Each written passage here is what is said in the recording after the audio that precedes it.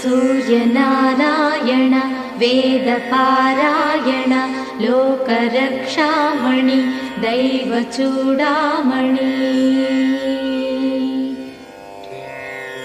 पद्मिनी वल्लभ वल्लकी गानलोल त्रिमूर्तिस्वरूपा विरूपाक्षनेत्र महादिव्यगात्र अचिन्त्यावतारा निराकार दीनापराकय्य ओवय्य बुद्धान्त निर्धूत तापत्रयाभील दावाग्निरुद्रा तनुद्भूत निस्तार गंभीर संभावितानेक कामाज्यनीकंबुलंदाटि एकाकिनै चिक्की ఏ దిక్కునుగానగాలేకయున్నాడ నీవాడనో తండ్రి।